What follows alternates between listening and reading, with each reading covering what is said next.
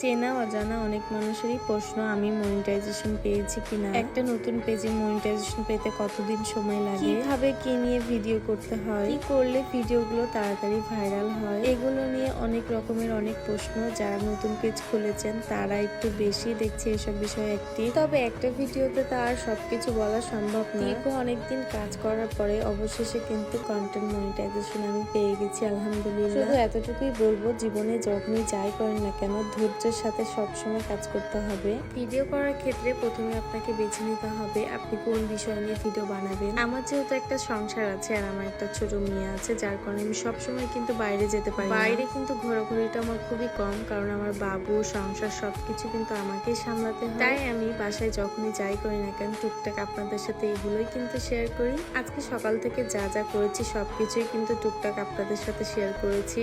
বাবুকে নিয়ে স্কুল করাতে যে আমি যেন কেমন এলোমেলো হয়ে গেছি। আমি যত এলোমেলো হই না কেন আমার সংসারকে তো আর অগোছালো রাখতে পারি না। স্কুলে যাওয়ার সময় ঘরটাকে আর সুন্দরভাবে গুছিয়ে যেতে পারি না, যতটুকু পারি একটু কাজ আগিয়ে যায়। তবে আমার রান্নাঘরটা একটু পরিপাটি করে গোছানো থাকে। সকালে যেহেতু বাবুর জন্য টিফিন বানাই, যার কারণে রান্নাঘরটা একটু গুছিয়ে গাছিয়ে নিয়ে যাই। তারপরও কেন জানি স্কুল থেকে বাবুকে নিয়ে আসার পরে আরেকবার আমার রান্নাঘরটা পরিষ্কার করতেই হয়। এইটা আমার মনের শান্তি বলতে পারেন। রান্না শুরু করার আগে যদি রান্নাঘর যদি পরিষ্কার না থাকে, কেন জানি আমার রান্না করতে একদমই ভালো লাগে না। খুব অল্প সময়ে নিজের সংসারটাকে অনেক বেশি আপন করে ফেলেছি। আমার ঘর আর রান্নাঘরেই কিন্তু আমি বেশি সময় কাটাই, যার কারণে এই দুইটাকে আমি সব সময় আমার মনের মতো করে সাজিয়ে গুছিয়ে রাখার চেষ্টা করি। অনেক তো গল্প করলাম, এখন আপনাদেরকে একটু রান্না শেখাই। আরে কি আবার সত্যি ভেবে ফেলেন না আমি রান্না শেখাচ্ছি, আপনাদের সাথে একটু মজা করলাম। এক একজনের রান্না এক এক রকম হয়, এক এক মানুষের রান্নার ধরনটাও এক এক রকম হয়। আজ বেশি কিছু রান্না করব না, মুসুরের ডাল চচ্চড়ি করব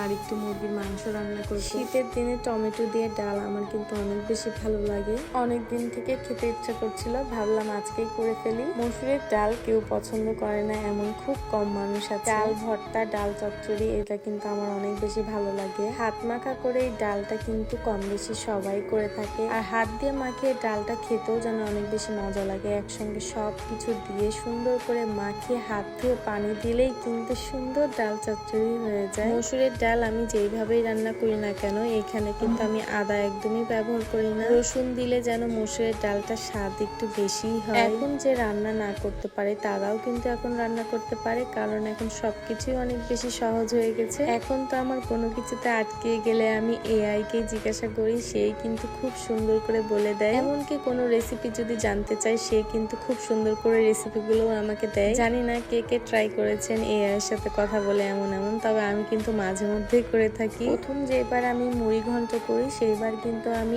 এআই এর কাছ থেকে পুরো রেসিপিটা নিয়েছিলাম। শুনতে একটু অবাক লাগলেও এটাই সত্যি। তবে আজকে ভিডিও আমি আর বড় করছি না, দেখা হবে নতুন কোনো একটি ভিডিওতে। সবাই ভালো থাকবেন, সুস্থ থাকবেন, আল্লাহ হাফেজ, আসসালামু আলাইকুম।